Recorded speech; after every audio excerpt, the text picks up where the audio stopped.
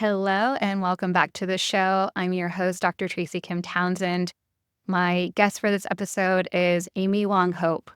Amy is a clinical social worker and a trauma therapist who practices in Santa Fe, New Mexico. She is trained in MDMA-assisted therapy through the Multidisciplinary Association for Psychedelic Studies, or MAPS, and is the founder of the Psychedelic Studies Certificate Program at Southwestern College, which is a 6-module program that teaches master's level counseling students and licensed clinical professionals how to be psychedelically informed. Her mission is to educate healthcare professionals and cultivate critical and ethical thinking and practice in the hopes that educating the public about psychedelics will optimize outcomes and help reduce harm. Amy is also the co-author of Small Doses of Awareness, a Microdosing Companion, which is a 12-week guided journal. She brings her clinical knowledge into the writing prompts and inquiries to facilitate readers deepening their intention and being their own guide with microdosing.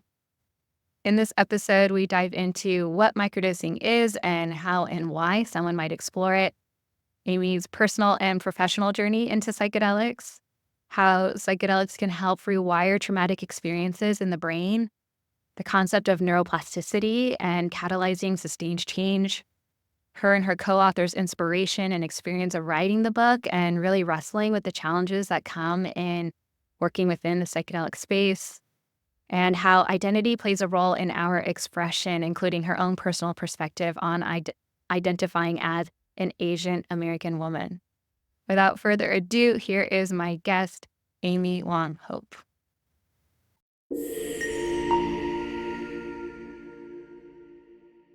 Amy, welcome to the show. Thank you, Tracy. Thank you for having me on. So good to be here with you. Oh, I'm so excited. I feel like it's been a long time coming from the very first inspiration I had to invite you onto the show to have this conversation. And I've so enjoyed connecting with you, getting to know you, and really look forward to exploring more in this conversation. I'd like to start out how I open up the conversation with most of my guests and just ask how you found yourself in the world of psychedelics. What brought you into this world kind of personally and then professionally? Okay, yeah, thank you so much, right? Because the personal and professional almost always intersect in terms of our motivation, right? So I would say in about 2013, I was in the process of turning 40 at that point. And my husband and I ended up getting pregnant. And we were going to have a child, and he was deathly afraid of having a child, and so had an interest in plant medicines for some time. And so he is the one who kind of introduced me to the idea of plant medicines and psychedelics. I had been such a straight edge, goody two shoes, straight A student all through high school and college. And so I had never really thought of that, even though I went to University of Vermont, which is really known as hippie capital of the world, right? So I ended up trying psychedelics after in probably 2013, 2014, because what happened is we had a miscarriage, unfortunately, which was really difficult. And then we went through a lot of fertility questions about how much to try.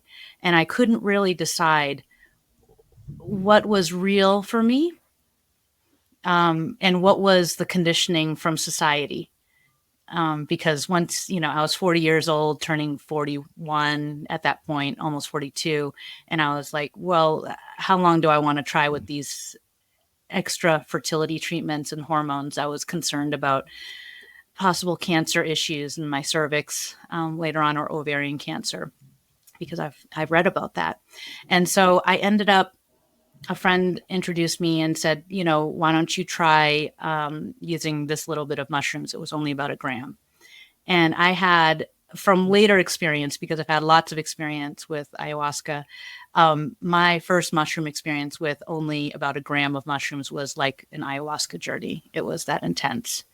It lasted for about 6 hours. And I realized that what was driving me, and I could see through all of the conditioning layers of how women are told, like, if you don't try and have a child now, you're going to regret it for the rest of your life.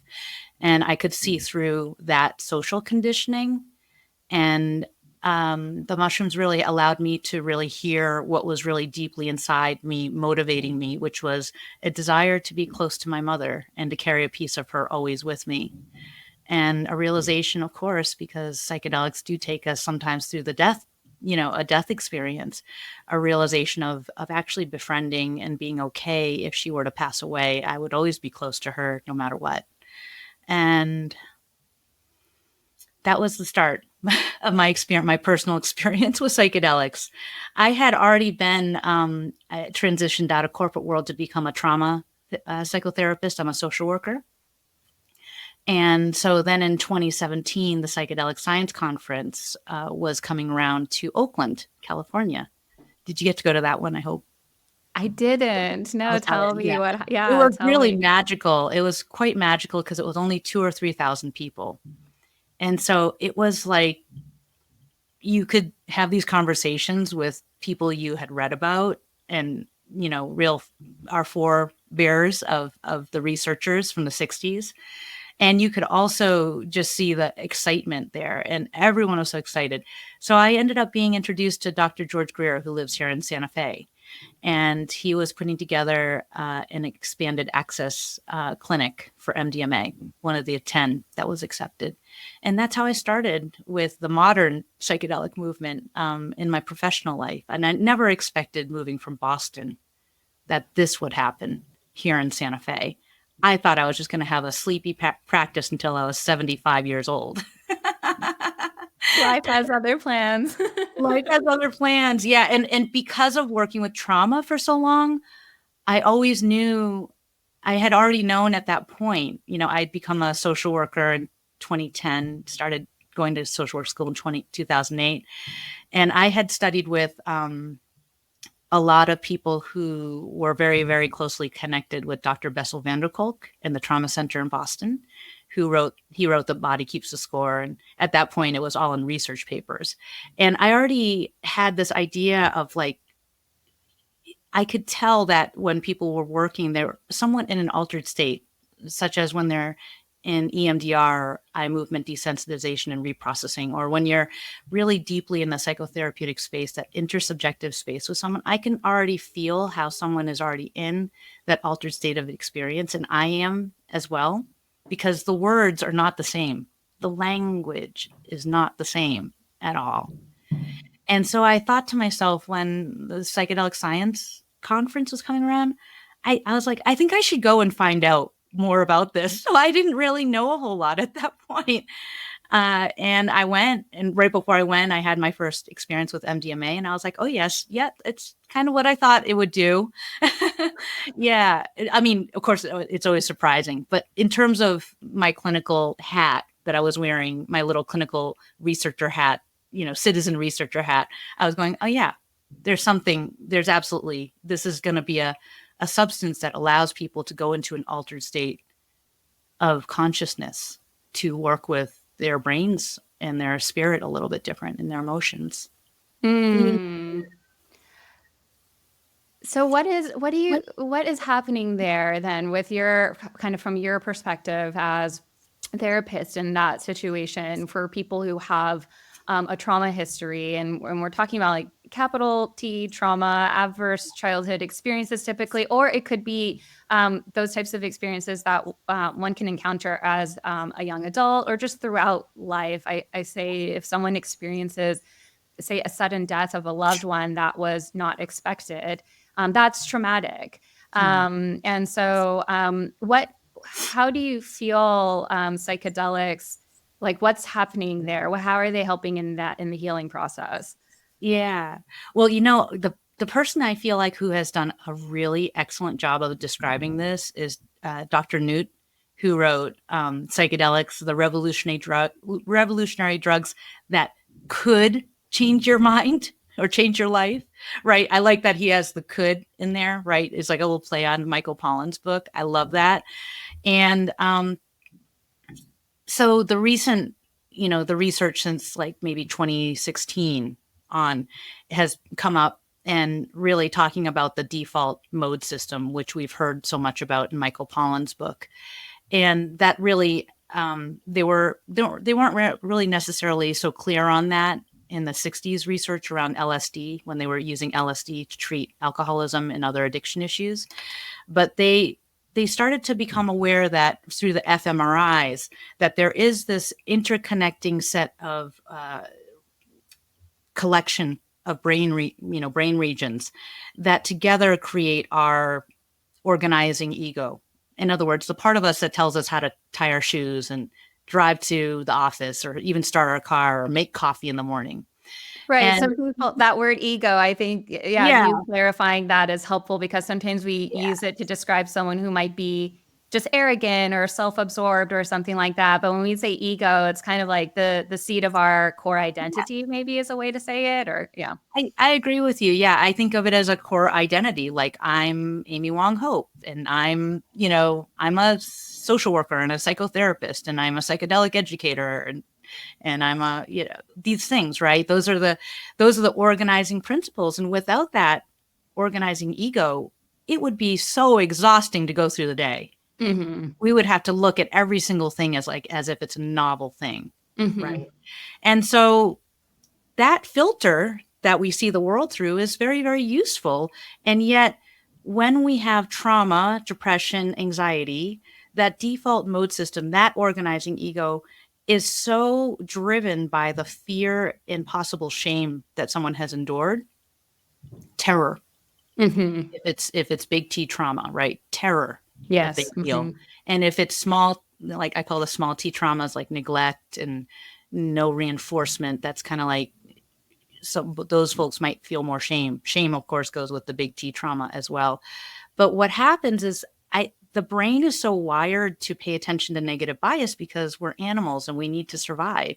And therefore, that default mode system becomes a filtration system that won't let in the positive, but only is going to pay attention to the negative. And I call it like the lens, the set of lenses, right? Like old school optometry, when they used to put the lenses in front of us to tell you what your prescription was. And it's all electronic now. But in any case, what the psychedelic does, and from the research from Robin Carhart Harris to so many other people.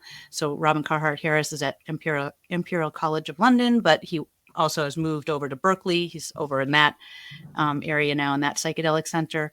But what they've shown through the fMRI is, they thought that with the use of psychedelics would be that there would be all this extra blood flow between the default mode system, between these regions of the brain. But what they found in the fMRI is that actually there was less blood flow and less connection between those brain regions. And what I love that Dr. Newt says in his book is, he says the brain is actually kind of freestyling at that point, like a jazz composition.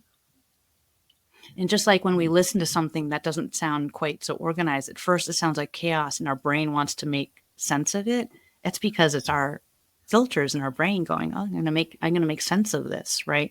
But under the psychedelic, we can't make sense of it the way we used to, with that organizing egoic structure. And I mean that phenomenologically, the egoic structure.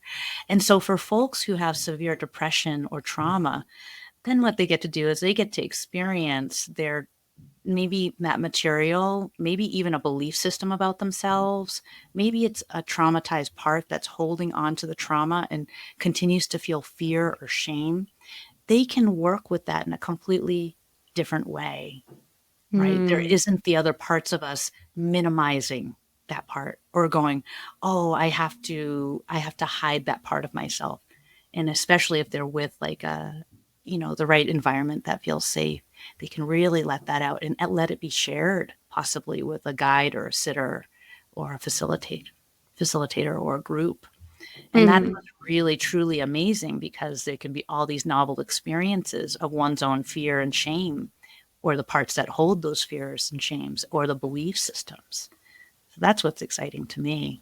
Yeah. Mm-hmm. Mm-hmm. Yes, I witnessed this in myself and with the people that I work with, and in so many of my friends are on this path of healing as Yeah. well, but allowing the ego defenses that we're not even consciously aware of or playing out often Yes. to kind of go offline and then look at what we're maybe struggling with or challenged with, just with a completely new perspective that just wasn't available before, and the medicine seemed to sort of lift the veil. And another, and it's not. I find too that it's not just these parts of ourselves that shame us or that we're fearful of, but also this phenomenon of actually holding on to it because we believe it is responsible for our success That's right. potentially. I Absolutely. see that often Yeah. with, and I think we'll get into this a little bit, but you described it before, just being like straight edge, A student, trying to do the right thing. This came up in another conversation with another guest, but I always like to invoke the archetype of the gifted overachiever. Um, Right. and I have seen this come up often for people that they can see maybe where they this is where the ego can get so tricky, because we can develop defenses that actually really do help us in other ways. Like, somehow we inherit the belief that, oh, I'm only worthy of love if I achieve or I Yes. produce or I Yeah. bring honor to my family. We come Yeah. from Asian cultures, so there's a lot of this, the Yeah. filial piety, all of those things, which I'm sure we'll get into that a little bit later. Um, but do you find people who are actually afraid to work with psychedelics because they're afraid they'll lose their edge? Yeah, I think that that's part of everyone's, even my regular psychotherapy clients, and not the ones who are coming for psychedelic preparation or integration. Everyone has that fear of letting go of that compensator. I call it the compensator, the overcompensator. It's like they go, "Why wouldn't I want to be perfect? Why wouldn't And I said, perfect is different than holding and wanting to do an excellent job with something. And so I call it working with the equalizer. Like, remember in the old days when we had stereos that actually had little knobs that we could push up or down for more bass or less bass, more treble or less treble? Well, I call it like, can we fine tune maybe the overachiever in there? And I actually just went through that both with launching this book and also with creating curriculum for a year and a half for a psychedelic studies program that I teach at a master's level college, that I had to have many conversations, I would say almost every single day, with my overachiever, and just fine tuning it and thanking it for getting me where I've gotten, while also saying, let's not do this at a breakneck pace. And it almost sounds like I'm talking to my multiple personalities, but every single person does have multiplicity and multiple parts in there. And so we can, I want to talk to that part of me and be like, can we do this with more pleasure? So the psychedelics also, I do think, open the door for maybe feeling joy or pleasure or Mhm. self-compassion and self-love in other ways. So it's not just lifting the veil, or like you said, lifting the veils, that freestyling. It's also maybe in that freestyling, it allows a little bit more of the positive to come in, especially for folks who have depression and trauma and a lot of fear in there that won't let in the positive when they're in their regular consciousness state.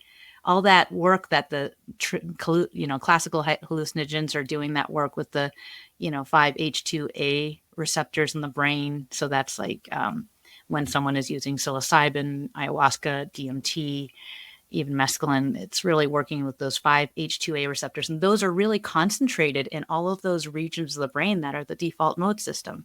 And then, of course, with MDMA works differently. It's working with the amygdala, the limbic system, the insula. And it's been shown that there's less activity in the amygdala when MDMA is on board, and that there's more connection between, I think it's the amygdala and the hippocampus. And the hippocampus is what generates our memories, how we generate memories. And so that idea that new memories, new experiences, novel experiences are getting downloaded to that amygdala maybe more quickly during the psychedelic experience. We don't know that for sure, but that kind of would be the theory, right? Yeah.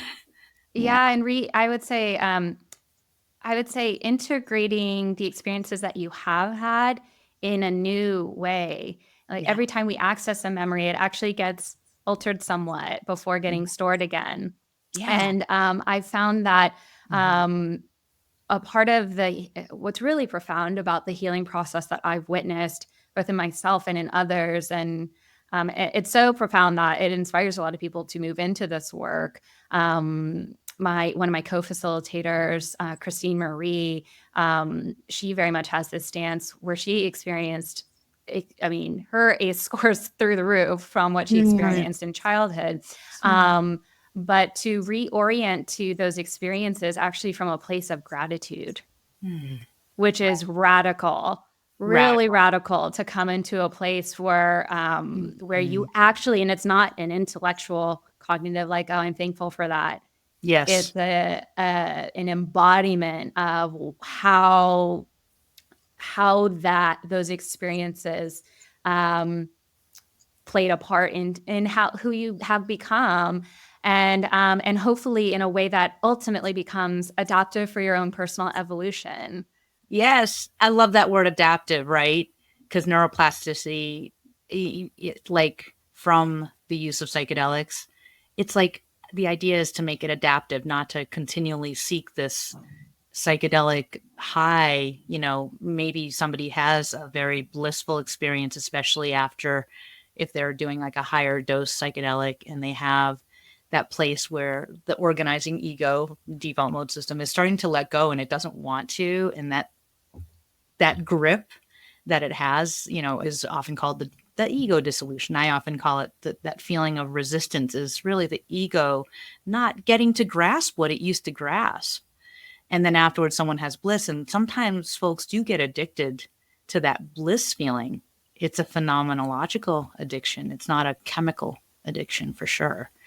But really, the goal to me, I think the purpose of the psychedelic is for that adaptive neuroplastic option in the days, moments, days, and weeks after, and months afterwards.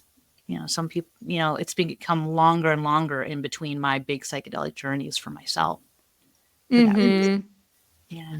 Yeah, I was saying just yesterday too in another conversation that I was asked a question about the cadence that one might be working with psychedelics of, and we'll get into microdosing versus macrodosing Yeah. and what those mean and all of that.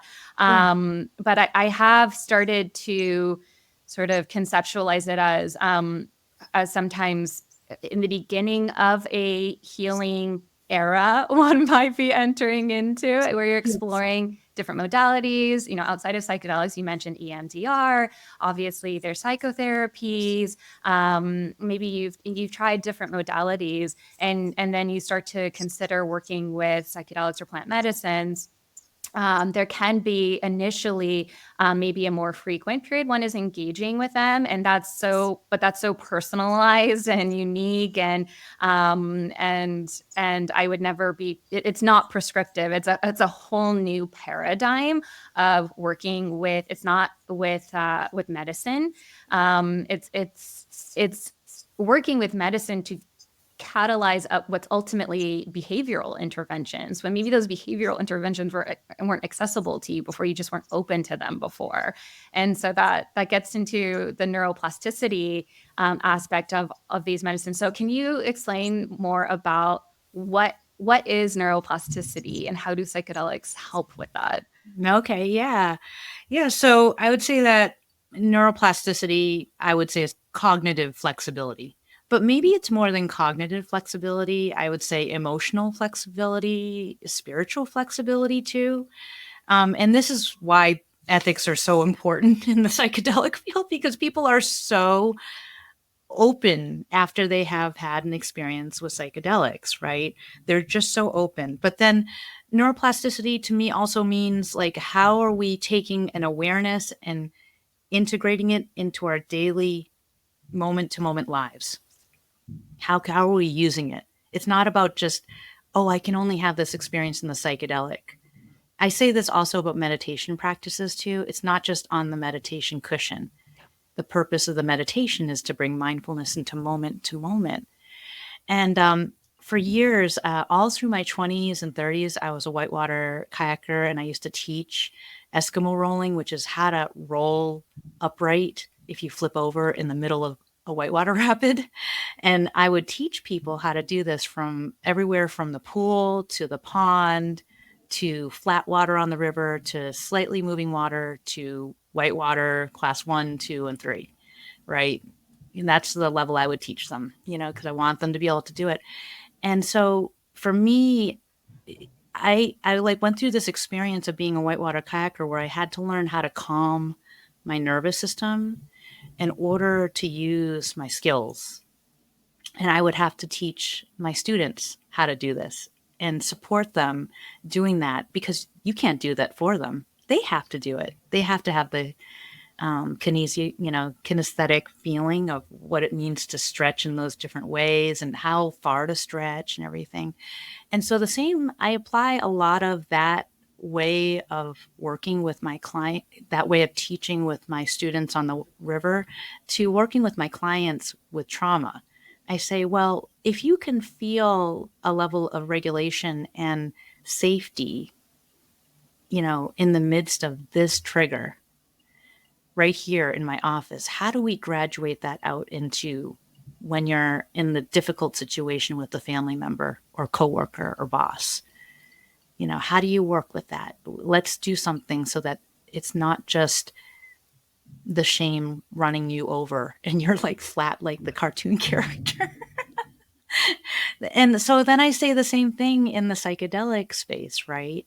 And I say, well, if this thing is really, you had this experience, the phenomenology of having had the experience, you had this experience of feeling of oneness, maybe a mystical experience, a feeling of like full trust of yourself and what you know of the world. How do you take that out and use that where you can, right? And then, of course, once they're out of the psychedelic in the days following, the default mode system is back online. So then they're working with, I call it the eclipsing of the default mode system, wanting to come into eclipse. And then this part of them that wants to come forward. And I say, well, how do you build those little opportunities? Because you got to work with where those two things are meeting, the default mode system with the realization. And it's the same thing. They're in the midst of the rapid all the time. We're all in the midst of the river all the time. It never ends. The river of life. Yeah. Yeah, living psychedelically, if you will, right? We call it, I've heard several of my teachers at Intrek have said things like this, like we're living psychedelically. We're not seeking the psychedelic experience because life itself is kind of psychedelic. Yes. Wow, there's so many golden threads to pull. That sort of has stimulated in me. Yes, living psychedelically, or I sometimes say living ceremonially, ritually. It's just a whole different approach to life, approaching each and every person that you cross paths with as a teacher for your own soul's evolution. Like each and every person can be like a mirror for ourselves. And so whereas before, if I were to get triggered and I would, fall into a reactive pattern that I was not proud of, and instead of in the past, I'd probably shame myself, or I would maybe delude myself saying like, I don't know, cope in some other way that wasn't really doing anything to help me avoid that behavior in the future, to instead bring some curiosity to that moment, and also to take full ownership over my own emotional triggers. That has been such a profound path of. I'm still so deep in that learning. Totally. But can you maybe expand on that a little bit more? Because triggers, they've come into the sort of mainstream colloquial, right. like now you hear all the time like people saying like, oh, like I was triggered, or I feel attacked, or something like that. Can you maybe like maybe explain for people who are maybe just like new to this practice of maybe understanding their own triggers, how they might work with an emotional trigger? Yeah, yeah. Well, I think that I have a really strong orientation towards two areas within my clinical work. One is the neuroscience of our like how is our endocrine and brain system, like how is it working in the interplay of with our actual meaning making, like what we understand, what we meaning we make from everything, right? So it's those two, that this combination of those two things. But I also really studied a lot around shame and Brene Brown's work. I did her facilitator training years ago, and shame is such a strong part of the Asian culture because of the history of most of Asia and how much feudal wars there were and changes and dynasties within China, at least, that there were like these massacres of entire villages and regions every so often because there were changes in kings and feudal lords and things like that. And so Confucianism came in as a way to institute an inner moral code within the people, right? And people started adopting it because there was so much violence going on. And to me, because of what I've studied in the history of China, at least for my own lineage, that's my background is Chinese. The way that I think that went is I think it really got subverted and exploited and to beyond, right? And so the way somebody might work with a trigger is they might just even notice like, am I they might notice more the what's around them and the reactions of people around them first, depending on who they are, right? And then they're going to go into maybe people pleasing, right? Before they even know it, they don't even know what they were triggered by, but they're going to go into people pleasing with whomever they're around. So that's one that comes from in the Asian culture. It's very strong, right? That Can you give a more concrete example or scenario for yeah, that? yeah. So for instance, interacting with maybe a coworker or somebody who is in a power position and the person is feeling like, oh, like I'm unsure if I've done a good enough job with this project or something like that. And then whoever the manager is or the coworker gives kind of either gruff feedback or kind of gruff or not enough feedback. And then what I might take in, or I'm just going to use myself as an example, might take in like, oh gosh, I didn't do a good enough job. They're not saying anything. And then the spiral starts inside and I start thinking, I didn't do enough. I didn't do enough. I didn't. Mm. There's the trigger, right? And it could have been just that my boss is just not feeling great that day, or they just got off a stressful phone call. But I've somehow taken it personally in that moment. And I've taken it and I've gone, oh my gosh. And all before I know it, I'm fully in my belief system of I haven't done enough. So then I start scrambling and adding more to the project or the presentation, thinking maybe this will be enough. Maybe this will be enough. And that's where my overcompensator would come out. This resonates so much. And I've had to really watch that, right? Really watch that. Even in personal relationships, I'll be like, was I clear enough? Was I clear? You hear how everything is, was I blank enough? That's such a strong one for me. And so whenever that shows up, I know that something has tipped off in my head and it's hit a button inside of me already to say, you didn't do enough. And that comes from very, very, young years when I was very little, but also intergenerational and cultural trauma, I think, from being my father being an immigrant, my mother being first generation. They were in the restaurant laundry generation in Boston. That's how they gained access to the United States. So, yeah. Wow. Yeah. So using so using if a strong and we often I think I'm actually still evolving with this language, but I find it's useful sometimes just to come at this from a place of often we categorize emotions as either positive or negative. Mm, mm, mhm. And so, I mean, I'm coming into this newer understanding of that's actually, there are not actually positive and negative emotions. But I think just for sake of discussion, it might be helpful Sure. to stick with that labeling. And we tend to, as again, invoking sort of the evolutionary biology, remembering our animal cells, we tend to seek pleasure and try to avoid pain.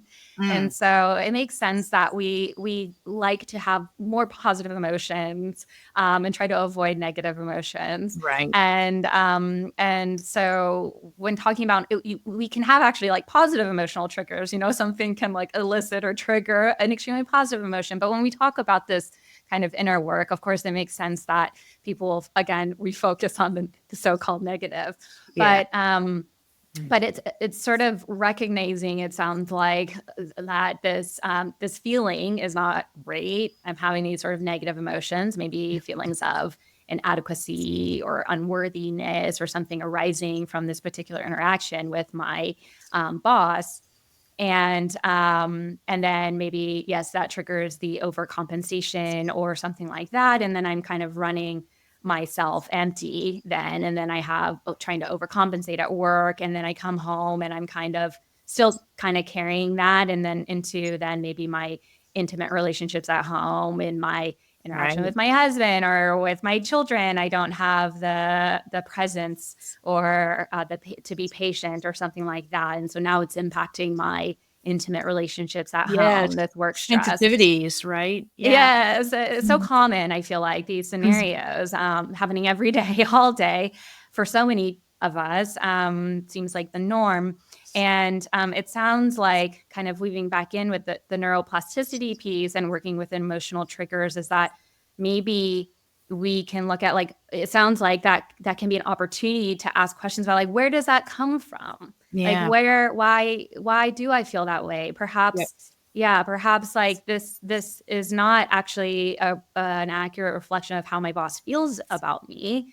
Right. Like, is there a possibility that I'm over interpreting the interaction? And actually, this becomes an opportunity for me to look at my conditioning and my patterning, and then potentially intentionally rewrite those core beliefs that hopefully then shift that next time I have an interaction like that, I can maybe see it ever so slightly more objectively Slightly. and not be filtering it straight through. I mean, who knows? Is there such a thing as objective reality?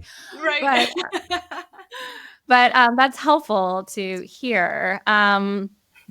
I do want to kind of take the conversation in the direction of asking you a bit more about how you found yourself kind of honing in a bit on this section of the psychedelic world in the realm of microdosing. So you Mm. wrote this. I have it right here. I just want to show Yeah. people who are watching the video version. Okay. You won't appreciate it, the beauty of the book. I feel like through the video, it's actually just a gorgeous book. It's a microdosing companion, a very interactive guided journal to accompany people in microdosing. And I recommend this to anybody who is going to be considering microdosing. But can you share a little bit, maybe first, just what is microdosing for people who aren't familiar with it? What are the benefits? Mhm. And maybe we'll just start there. Yeah, sure.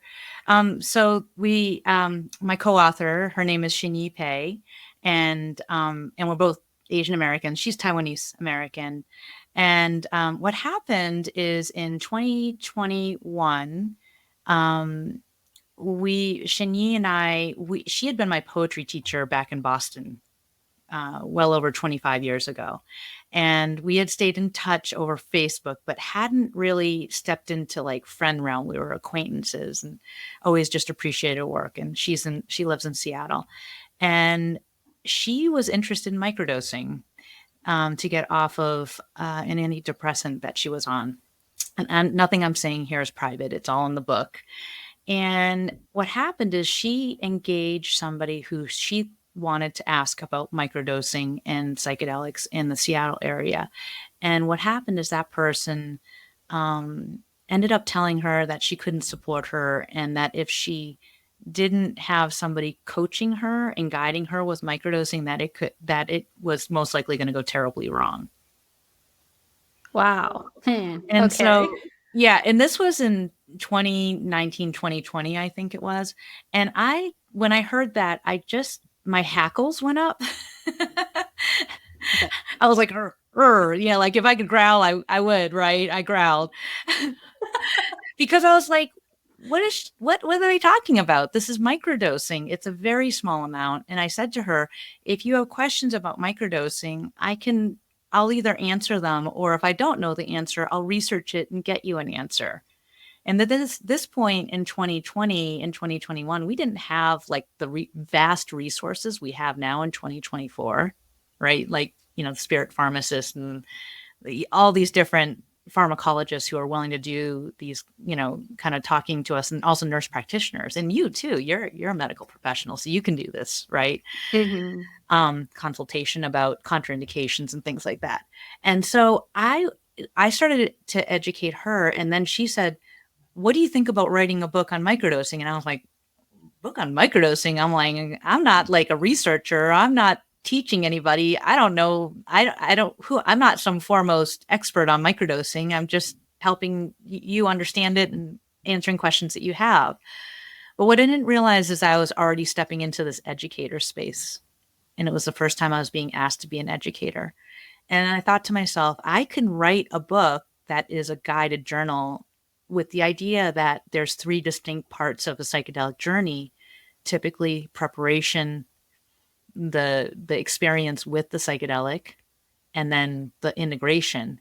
And if we think about any ritual or rite of passage we're going through, there is a beginning, a middle, and an end. And I was like, I can do that with that book, and I can use my clinical skills to ask the questions, and that would be really fun to write it together. So the first chapters of the book became about that. So that was the reason we wrote the book, right? But how does this possibly help somebody with their neuroplasticity? Well, my feeling was, if somebody really understands their intention, and that's not just with psychedelics, but in my psychotherapy practice too, when someone comes in, preparation is really such an important part and gets so downplayed. The right Hmm. preparation for EMDR is so necessary because it's not typical psychotherapy. There's less talking. There's more of the being in the internal subconscious world while also being in the psychotherapy office with me, right? And with themselves. And so with psychedelics, I was like, well, this is just neuroplasticity that we're talking about, which is what I'm talking about all the time with my clients that I work with as a trauma therapist.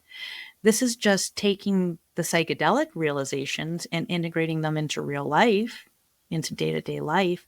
So we're doing the same thing.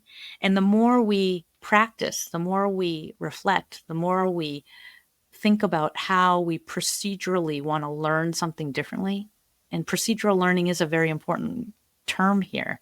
Procedural learning is how we learn, right? If you Hmm. say to the teenager who's driving the car, you have to turn on your blinker before you turn left, versus you're turning left, turn on your blinker. They feel it in their body, the timing of when to turn the blinker on, right? So the same thing is with whitewater kayaking, but also just like life in general. I would say to my client, okay, so when your manager makes that grimacing face, what do you notice inside of you right now? Right. So then with the psychedelic, right, if somebody's had that realization through microdosing, then that's great. But you asked me, what is microdosing, right? So microdosing is 5 to 10% of possible journey dose that somebody might use. And for those people who have never had a journey dose of a psychedelic, whether that's mushrooms, LSD, or another psychedelic, what has been recommended, and I take this from Ben Malcolm, who is called the spirit pharmacist. He's a pharmacologist who does consultation, is he suggests to start very small. So for most people, a journey dose of say, a psilocybin mushroom might be 2 to 3 grams, and then 10% of that might be 2/10 of a gram. For me, I'm very, very sensitive, so 5/100ths, 0.05 is enough for me to microdose. So what if the person were to take a full journey dose of LSD, usually would be 120 micrograms, and then a microdose of that would be 10%. The microdose is meant to be a subperceptual amount of the psychedelic, just enough to theoretically work with those receptors in a slightly different way and loosen the grip of the default mode system. That's the theory. They don't have the proof yet that that's actually what it's doing from research in fMRIs. And the idea is that microdosing is not just done once, not just like once and you're done, right? Some of the studies that people are seeing out there, people do a large journey dose of psilocybin and their depression is reduced on measures after one journey. But with microdosing, it's about a consistency. So somebody might, one of the most famous protocols is called the James Fadiman protocol, which is every third day, so that you give 2 days with no psychedelic in between so that the receptors have a chance to reset, and then you have the psychedelic again, and then the receptors are more sensitized to the psychedelic, and those 5-HT2A receptors are agonized or they're activated in a different way so that they release some more serotonin into the system. That's what those 5-HT2A receptors do. So doing that consistently. And so some protocols will go for, 10 weeks, 12 weeks, 3 months, some are 6 weeks, and then other folks will use the microdosing 4 days on, 3 days off, 5 days on, 2 days off, and they'll stack it. They call that the Stamets stack, which is combined with lion's mane and possibly niacin, which is a vasodilator for the blood vessels. So, did I answer all the questions, Tracy? I'm not sure I got them all. Let me Well, know. I have more. Okay. No, Okay. you Let did me know if touch I on didn't cover several. what I needed to. Yeah, yes. So the microdosing, I was asking also just like, what are some of, you described it, and it's typically described as being subperceptual, which that term I think can be a little bit Yeah. confusing. I agree. And so what, if it's subperceptual, it's not I'm not perceiving any difference. Well, why would I be doing a Yeah. microdose anyway? Sort of like what are the benefits and what does subperceptual really mean? Yeah. Yeah. Okay. So yes, traditionally it is always said that to be subperceptual. David Newt in his book, I think he is more accurate. He said, because he's like the most modern writing in a book about it, I think. And he says, really, it's people are doing just a little bit over subperceptual. And it can last from anywhere from 1 to 3 hours. So one should not really be driving a car or doing something like operating heavy machinery or driving children to school after their microdose. The idea is to do something that would be just like a little mindful, maybe being out in nature or maybe meditation or doing some yoga or something like that. Something that would be maybe being in the garden, right? So it's, even though it's subperceptual, most people will say they feel just the slightest lift or change inside of themselves. So the way it gets reported with psilocybin, some people will say they feel more ease, feel more relaxed, they feel more at ease. Some people will say, "Oh, I just feel like a little bit more happy or mellow right now," or something like that. Some people feel really sleepy with psilocybin microdoses, so they might take it with cacao or something like that. Some people like it like that. And then with LSD, people tend to say, "Oh, I feel more ease, I feel more clarity." So it's not, I would say it's at the level of maybe the way one would feel if they had a caffeinated beverage. That's what I would liken it to, except that it's not caffeine that's just bringing you up. Psychedelics are non-specific amplifier of whatever's going on. So they're just going to amplify what's there, whatever you make room for. And I've heard I actually just interviewed Balazs Zaghetti. He's a researcher at UCSF's psychedelic research center there, and he helped to lead the largest self-blinded trial for Oh, yes. microdosing. And I asked him this definition, what's your definition of microdosing? And he said, Yeah. a dose where you can still go about your day. Yes, that's right. As opposed to a larger dose Yeah. Yeah. you can't go about your Yeah. day. And I just led a group microdosing Oh, nice. experience where different than if you were to microdose, say, during your work week or something like that. Let's say Yeah. you work in a more creative field, or you're a writer or something like that, in your microdosing, like kind of day to day. Or actually, I love the example too of using it as a bridge therapy. Maybe if you're coming off of antidepressants, Yeah. I've helped clients with that. But in this case, it was slightly different. It was in a group ceremony setting, Yeah. and we combined it with a sound bath with crystal Nice. bowls that have the binaural beats that already carry Yes. you into a very deeply parasympathetic, restorative Yeah. theta wave brain state. And it was fascinating to explore we were technically in a microdose range, and yet the effects that people had were definitely not sub-perceptual. It was a Yeah. and I believe it was amplified with the setting Absolutely. and the mindset that people are bringing to the space as well. And so that's another thing that I love to remind people of, or at least teach people who haven't worked with psychedelics before. And again, it's coming into this new paradigm of where it's not just about taking this medicine to feel a certain way. Yes. It is about the intention that you bring. So even with a Mhm. microdose each day, it's not just Yeah. absentmindedly, Yeah. popping a capsule or something like that. It's like sitting down and being like, what's my intention Mhm. with this? Yes. And then bringing that intention throughout the entire day, and to bring that mindfulness and more self-awareness, Mm. and to ritualize it as well. Um, uh, so I guess like my next question then would be, Mhm. as you were writing the book, we Yes. talked about this a little bit before on the phone Yeah. call, or we've touched on this in many ways already in the conversation. But what were what was the experience of writing the book, and what were some of the maybe challenges or sort of things that you wrestled with birthing a book out into the world, Oh especially my one of this nature? Yes. Oh my gosh. So many challenges, Tracy. And I can imagine, and I think it's anytime as human beings, whenever we do something new and we expose ourselves so in such a big way, it's the the things that we believe, the negative things we might believe about ourselves are going to be extraordinarily more loud.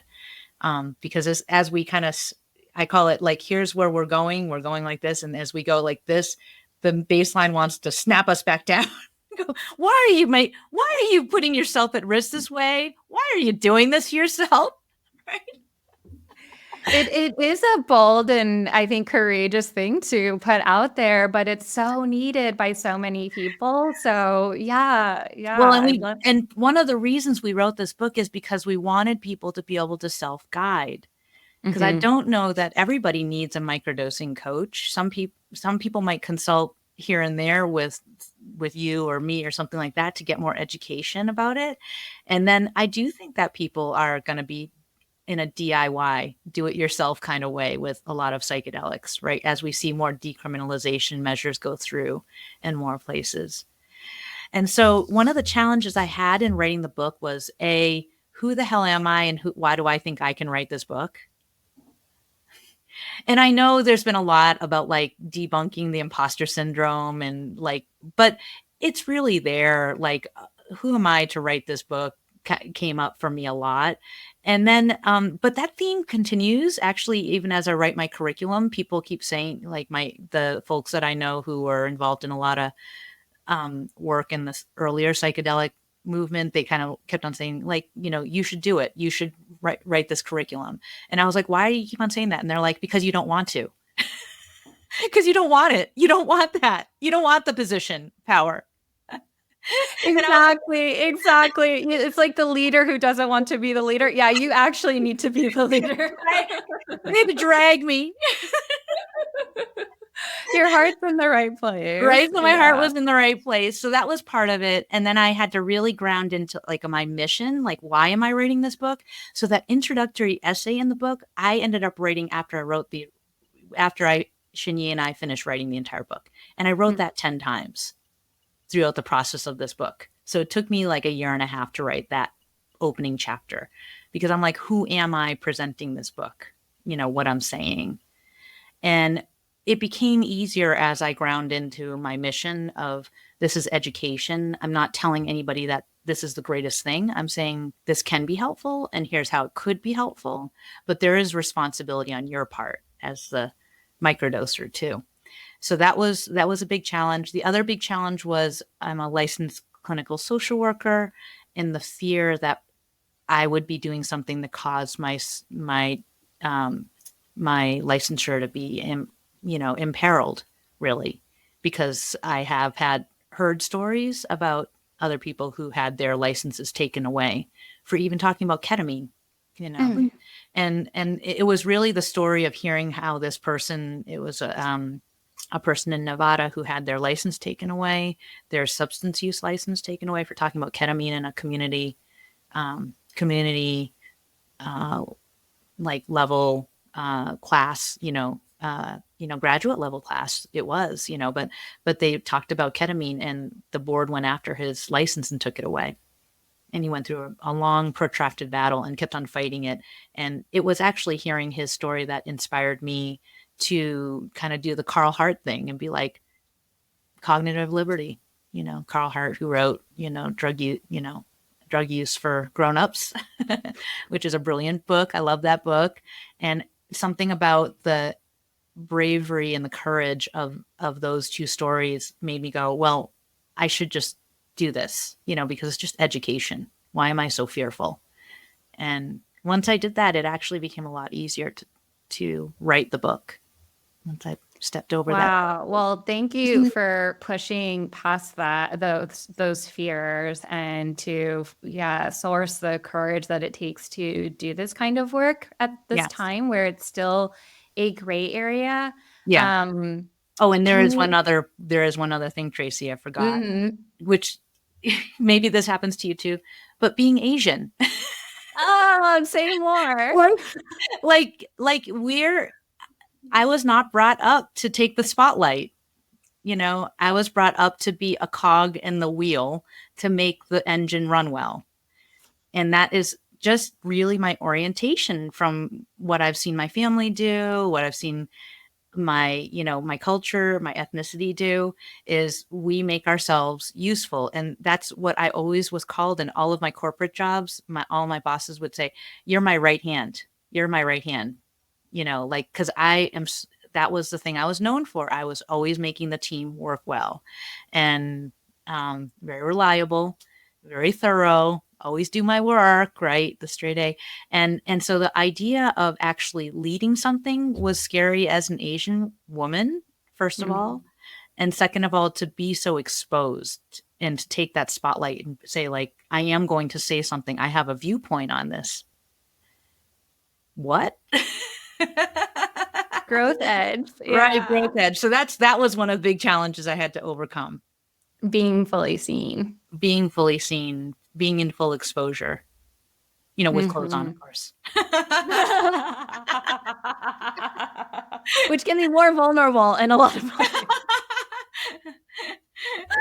The older I get, the less I care about physical nudity and more about the emotional kind. You bring up so much too there around. I did want to ask you, it's pretty unique in this space, your voices, you and your co-author, to be Asian American women. I find this intersection between psychedelics and Asian American women fascinating. Yeah. And do you find yourself attracting clients in this space, or we've touched on sort of maybe some themes that tend to come up more in our little, demographic corner. But yeah, can you share more about that? Yeah. Well, okay. So, I want to give just a tiny little background that Shani and I, when we were in the deciding to write the book, then what happened in 2021, we were still writing the book. And in summer of 2021 is, I think, when the women in Atlanta, all the Asian women were killed, these 6 women who were working in Atlanta, Georgia. And that was like a big inflection point for myself and also for my co-author. And we had lots of discussions about how the media portrayed this situation, that they made it seem as if this was not a racially motivated violent attack. They were like, he just had this mental health issue and he wanted to eradicate these women who were tempting him, is what they said about the perpetrator. And we were like, this is part of treating Asian women as objects, that they can be removed just because they're tempting him. And the way even the media wrote about it really pissed us. I mean, it's really, really angry, like rageful, actually. And I don't think I was like I don't think we were the only Asian women who felt rageful. I think that was reflected in media as well, in many writings. And so one of the ways in which we wrote this book with that lens was to support people in through our questions, asking what conditions have been imposed upon you that you don't even realize. How are you the frog in the boiling cauldron of water without even realizing it? And how is this impeding your authenticity in the world? And it's just a big one. It's a big one. As in terms of having folks who come to me and talk to me about psychedelics that are Asian, that has not happened. But you know what's interesting is I'm getting more and more regular psychotherapy or trauma clients who are Asian in my practice. So I think that Asians might be a little bit further behind in terms of their openness to psychedelics, unless they have undertaken some sort of self-growth process for themselves already. And there's such a stigma around mental health and needing mental health support in Asian communities that many don't even go for psychotherapy yet. Now, I'm part of you probably are too, the Asian Psychedelic Collective, or APC, which was started by Preeti Simran Sethi. And I have not heard of, but I was not aware. Oh my No, gosh, yeah, yes, I want to talk about it so that if there are yeah. other Asians listening, this is an incredible nonprofit organization that does meetups that have different meetups for different sectors within the Asian community. So there's a Korean meetup, a Japanese meetup, a Chinese meetup, a queer meetup, a femme meetup. And then they do other activities and things like that too. And they have a signal group, and then they have a website, and then at conferences they'll often do meetups, and it's a wonderful way to get to know other Asians who are in the psychedelic community, that are just either enthusiasts or working there professionally. So that's really neat. Yeah, we can all talk about whether or not our parents know what we're up to. I get Exactly. that question a lot. Like, so is your mom? I mean, like, she knows. She knows by now. Yeah, yeah. Yeah. So, can you share? I did want to ask. While we have still just a little bit of time left, Yeah, I sure. wanted to ask if you could share just sort of the structure of the book for those who are listening who may be interested in exploring microdosing for themselves. They would love to have, maybe they can't find or necessarily have access to, for various reasons, a guide or a coach or something like that. And they feel like, hey, comfortable exploring, being their own Yeah. scientists, if you will. Sort of, I'm a big proponent of being a citizen scientist, and Yeah. you're your own best guide in that way. Oftentimes, could you share about how the book is structured and what people might be able to expect in working with it? Sure. So Shinyi and I set up the book as a 12-week guided journal. And we start off with some introductory essays that are not, they're not very dense. Like each of them is, a couple a couple of pages long. And all of that is part of the preparation process, really, because it's setting the stage or the set and setting for how you might enter into your microdosing experience for these 12 weeks. And in my opinion, I do think that we get more out of our, we make more meaning out of our day-to-day and week-to-week lives when we do have an intention that we're following for ourselves. Right? Otherwise, we're getting pulled in this way and that way, maybe by the news, maybe by what's going on at work or whatever else, anything else that's going on in the world. So in and of itself, I think of the entire 12 weeks as a ritual or a ceremony Mhm. unto itself as well. Mhm. And I think Mhm. of every single psychotherapy session of mine as a ceremony too, a beginning, a middle, and an end. So those micro, right? And then there's like the bigger thing, like, oh, we have this amount of time before my client's going to go away or I go away. It's like 3 months. What are we going to do in this time? So the thought came in to create the book in this 12-week process the same way. That the beginning chapters, the first 4 weeks, would be about kind of stepping into it and preparing the mindset and opening the senses, right? The first chapter is really about opening the senses and noticing the senses. So the idea is to build on that as you move into the middle section where you might really be working with the gritty part of your intention. Let's say my intention is I want to have more work-life balance instead of overworking myself to, feeling like I have to use every moment for my work and my research, right? That's a good one. That's a I might use that. common one for me. I'm like, oh, I have a half an hour. I can read that article, da, da, da, right? Oh, right. Oh gosh, all the time, every day. I'm like, where can I I have put half that an one? hour before bed. I can learn this one extra thing. And it's like, no, honey, you need to shut your mind down before you go to bed. Right, exactly. I need some transition time, right? But if we can kind of like hold it in a loving way with that intention and a loving way throughout. So then those middle 4 weeks are really like, what's the meat of what you're working with? Are you going to try some things different? Right. So that's that middle 4 weeks. Right. And then the last 4 weeks is this kind of reflection of what have you been noticing from these 8 weeks that you've already completed? So these last 4 weeks, like what are you gonna hold on to? What are you gonna continue?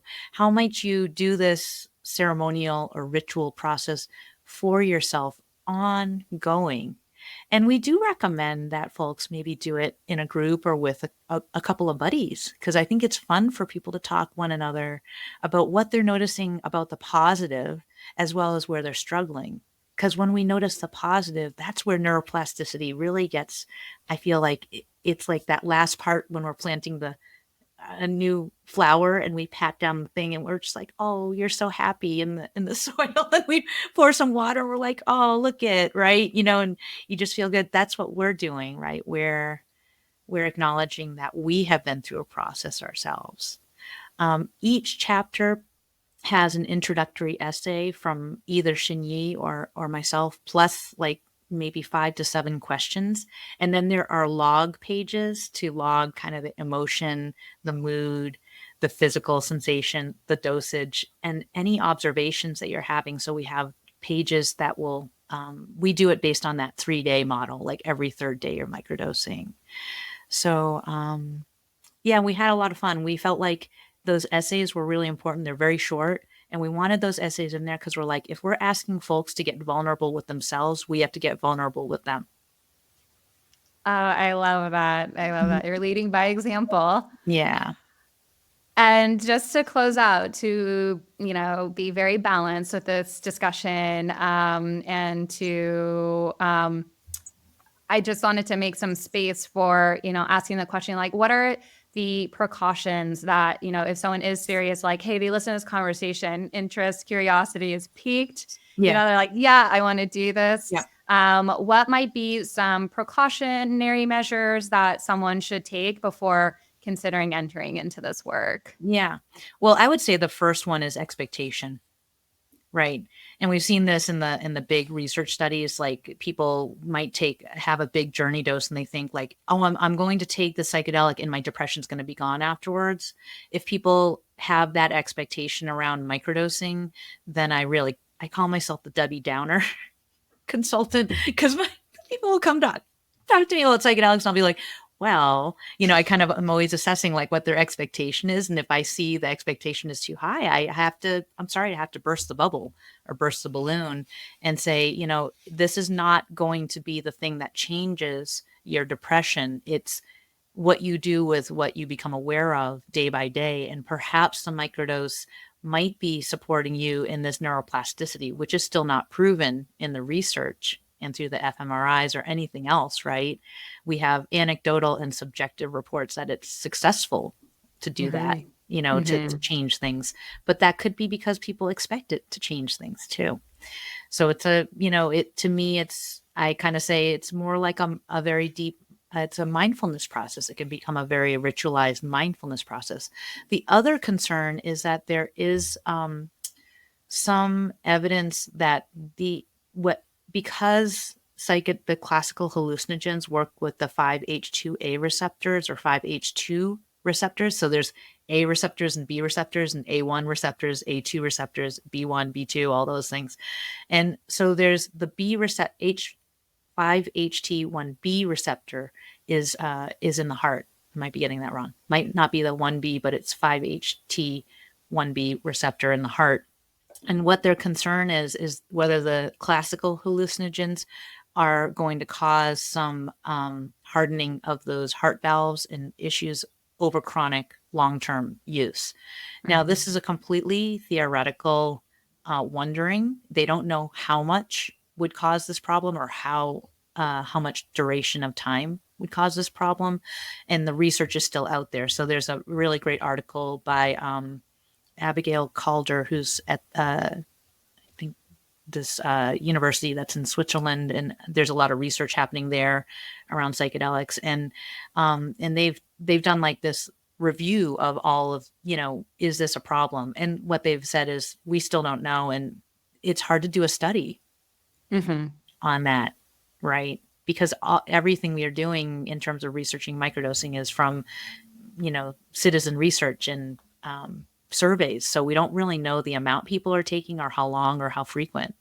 And so it's hard to know whether there really is problem, whether there will be problems with the valve hardening or anything like that. So that is the concern. The other thing too is people should be very careful not to use microdosing around anything that they're going to do that could be dangerous for them or others. So if they're operating machinery or they're responsible for safety, one should not be microdosing perhaps on a day that they're working, maybe, or if they're going to do that, then it needs to be a lot earlier in the day, and they need to make sure they know their dose so that they don't show up to work under the influence, because that's dangerous. I was just asked if I microdosed while I was in surgery residency, and I was like, hell no, I was not microdosing before doing. Do not recommend. No. Oh my God.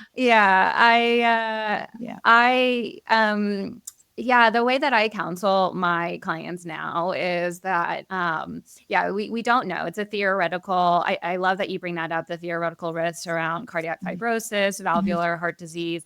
If you have any personal family history of that, maybe exercise extra precaution. Yeah. It is, though, purely theoretical. And so, and likely do these effects seem to be, I dove into the research a little bit myself, looking at what we know so far with other medicines that are sort of similar in their molecular structure and the effects they have on the cardiac tissue. But it's likely an effect that occurs based on larger doses and with extremely chronic use. We're talking years, potentially over years. But again, that's all theoretical. And so just to exercise a note of precaution, I recommend, trying microdosing for 6 to 8, maybe 12 weeks at a time, and then taking a break. And to always bring that intention to it, and actually hopefully use it as an opportunity again to catalyze sustained change, as opposed to thinking like, oh, I'm microdosing so I can feel better every day, but allow it to be an opportunity. I love that you titled the book Small Doses of Awareness. Yeah, that was really intentional, because it really, that is Yes. just the way I think about all of these things. We're always integrating small doses of awareness. And so one could, yeah, actually use this journal without microdosing, right? And one could use it with microdosing, and one could be microdosing a psychedelic, but also one could be microdosing THC or something else. Maybe lion's mane or something like that. I don't know. There's lots of different psychoplastogens that are being developed by different companies to work with neuroplasticity. And I think we can be our own citizen researchers about what's working there in terms of neuroplasticity.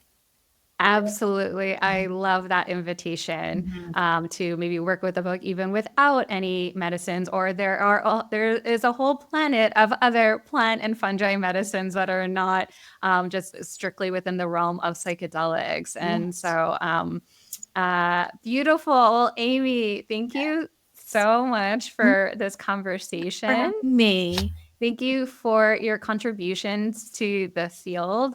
Mm. And yeah, for anyone who is listening to this conversation, we'll include in the show notes your information for where to find the book.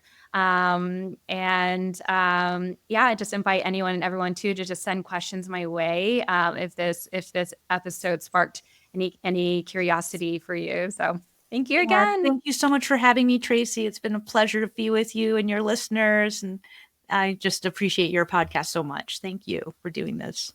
Okay. Take care.